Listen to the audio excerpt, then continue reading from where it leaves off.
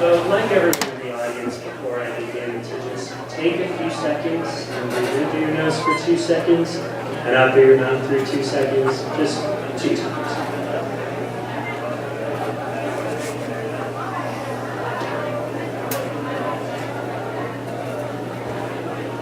So my name is Jonathan Egander, and today I'm going to be talking to everyone about persuasion. Psychologists have managed to narrow the overall topic of persuasion down to about 6 key factors. The first one I wanted to cover was authority, because it relates really well to what I had everyone do in the beginning. You all did what I said when I said to do it, because I am the authority on the stage. My voice is dominating the room, and you are all listening to me. Had anybody in the audience actually had the nerve to stand up and say, "No, Jonathan Egander, I will not do your silly little breathing activity"? They're the person who deserves to be on the stage talking about authority, and not me. Authority is one of those things that people don't like to challenge because it scares them, and that's why it works so effectively for persuasion. The second factor I wanted to get to is likability. The best example I can give for this is the President of the United States. Those in this country who do like him, support him in what he does, and are willing to follow him as a leader. But those who don't like him in the United States aren't quite convinced. They don't look up to him as a good leader, they don't believe he can do good for this country, and thus aren't as willing to listen to him. And the plain fact is, we don't support the people that we don't like. But the people who are kind to us, the people that make us laugh, and the people that help us out the most when we need it, those are the people that we listen to, and those are the people that we follow. On the topic of people doing other things for us, I wanted to get into the third factor of reciprocity. It's that feeling you have before class when you haven't done your assignment and you need to borrow it from someone else who did it, or try not to make it look exactly the same. And later on in the day, they need to borrow your assignment, so of course you let them borrow it. They did something for you, so why wouldn't you do something for them? And that's the way that reciprocity works. In the other person's head, they're persuading themselves. They believe, this person has done something for me, thus it is my responsibility to pay them back, so I will do these things for them. My brother Isaac is the master of reciprocity, because if I want him to do anything for me, I have to exchange it to him for a favor.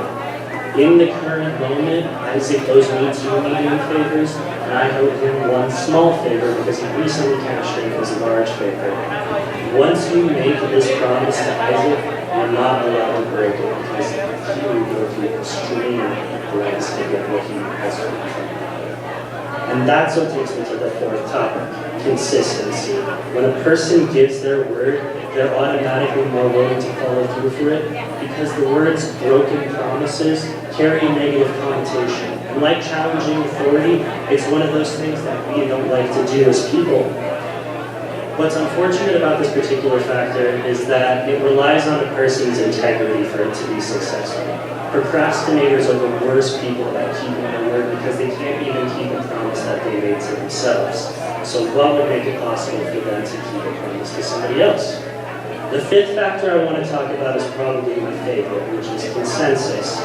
It's the age-old saying that your parents will tell you that if all your friends went and jumped off of a bridge, would you do it too? If the rules of consensus are absolutely legitimate, then the answer is yes. It's peer pressure. It's people making you do things you don't want to do. And it's looking around the room looking for validation. I need to pick that. And the most ironic example of consensus in action is the old anti-smoking ads that the government used to put out. In these ads, they would talk about how many teens would be dying from smoking each year. And as a result, more teens actually started smoking because they thought, well, if that's the amount of people dying every year, I don't want to be one of the few people that lives and doesn't smoke. Now the government changed these ads when they realized they were having the opposite effect. And instead they began to talk about how many teens had quit smoking each year. And as a result, more and more teens began to stop smoking. The final factor I want to talk about today is scarcity. If Mr. Hyman, our econ class, has taught us anything, it's that everything in this world is scarce. Supply and demand. And advertising agencies have been able to take advantage of this. You see it all the time, you hear it all the time. You call within the next 20 minutes and you get a free instruction booklet on how to inflate your yoga ball that you ordered online. It's the same thing over and over, and we've been brainwashed into it, thinking that it actually could be somewhat valuable. So why does any of this matter? I'm not telling you to take these 6 factors, go out into the world, use them to your advantage and take over the world. That's manipulation. That's not the point I want to make. What I do want to say is that people should become more aware of when these factors are being used against them. There are people in this world that lie to us, that cheat, that try to deceive us, and becoming aware of these things makes it more obvious when it's happening, and we can fight against it.